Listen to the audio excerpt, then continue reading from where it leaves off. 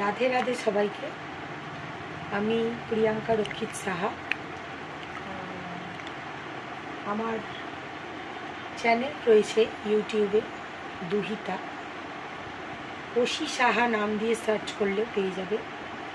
তো আমি এখানে শ্রী শিক্ষায়তন স্কুলের ক্লাস 2 এর একটা ছোট্ট ব্যাকরণ সিলেবাসের মধ্যে যেটা রয়েছে সেটা হচ্ছে বিশেষ্য, মানে হচ্ছে নামপদ, আর বিশেষণ মানে হচ্ছে যেটা ইংরেজিতে অ্যাডজেক্টিভ, আর ক্রিয়াপদ মানে কাজপদ।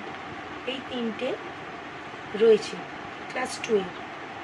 আপাতত অ্যানুয়ালে এটা পড়ানো হচ্ছে।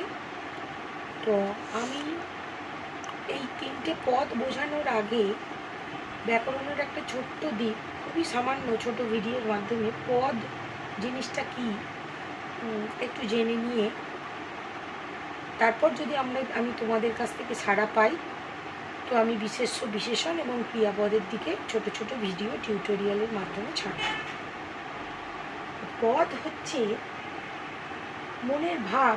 আমাদের মনের ভাবটা সম্পূর্ণভাবে অন্যের কাছে প্রকাশ করতে গেলে যে শব্দগুলো পরপর সাজাতে হয়, সেই শব্দগুলোর সঙ্গে কিছু যোগ করতে হয়। যেমন ধরো, আমি লিখলাম যে আমি রোজ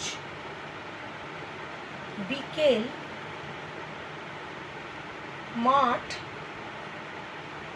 বল খেল। এই যে শব্দটা, এই বাক্যটার মাধ্যমে কিন্তু মনের ভাব পুরো প্রকাশ পেল না। তো তাহলে আমি যদি এখানে বলি যে আমি রোজ বিকেলে, মানে এখানে এ যোগ করলাম, মাঠে এ যোগ করলাম, বল খেলি ই যোগ করলাম। এই যে পদগুলো বাক্যটার মধ্যে মনের ভাব প্রকাশ করার জন্য এখানে ঠয়ের সাথে এ আর লয়ের সাথে ই যোগ করলাম, এগুলোকে বলা হচ্ছে বিভক্তি। ঠিক আছে?